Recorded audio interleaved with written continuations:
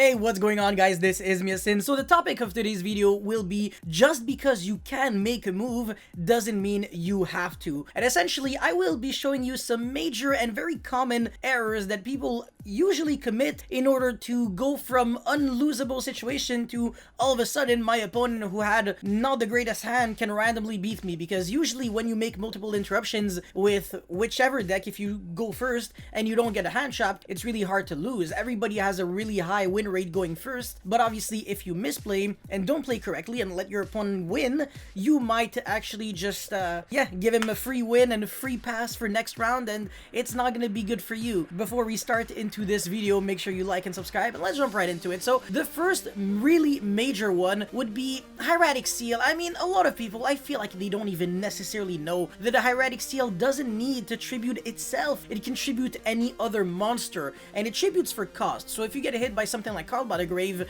while you're trying to tribute your own Hieratic Seal, what happens is a 2-in-1 deal where not only do you lose out on the bounce, but also you lose out on the special summon, and also you lose out on the fact that the Hieratic Seal could have stayed on the field as a potential interruption for next turn because of, I don't know, our greed or something, and the fact that we really were that desperate to summon a dragon from the deck and not tribute any other monster in our hand. Well, a single Call by the Grave beats us. You could use the argument that Forbidden Chalice and Forbidden Droplet would have kind of defeated us if we didn't play it that way, but at the same time, the reason why I think this argument doesn't work is because someone would have just challenged the Hieratic Seal or even Droplet preemptively, so I really don't see how this can be an excuse. So this is the kind of correct move that you have to do against your opponent when you're either low on interruptions or you know for a fact that your opponent doesn't have hand traps, so what kind of other cards your opponent might have. Cards like TTT, Called by the Grave, etc. And even though Called by the Grave is at 1,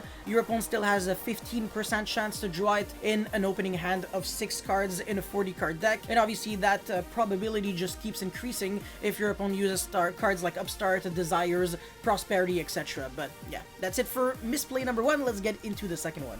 Okay, this is another way I see usually the beginners lose when they play Sky Striker, and they have no business losing to any of these hand traps when your hand is Ray and Eagle Booster. You can't even say, oh yeah, but I don't know, you can still lose to one. No, you really can't. All you really have to do is always try to have a really pessimistic mentality where you expect your opponent to have the perfect card to counter your play. Therefore, you don't want to do the losing move. Like, for example, if I normal summon Ray here, if I go straight into my end phase and tag out for Shizuku to try to play around Effect Veiler, if I get Gammad, I lose the game, and my Eagle Booster cannot protect me from that. Called by the Grave also cannot protect me from that. And am I really crazy to Ash Gamma? That's really bad. So what you actually should be doing is soft link for Shizuku, but also not set that Eagle Booster. You have no reason to do that. You should keep it in the hand. So if you get hit by Veiler, Imperm, or Ash, whatever, your monster is going to be unaffected by card effects.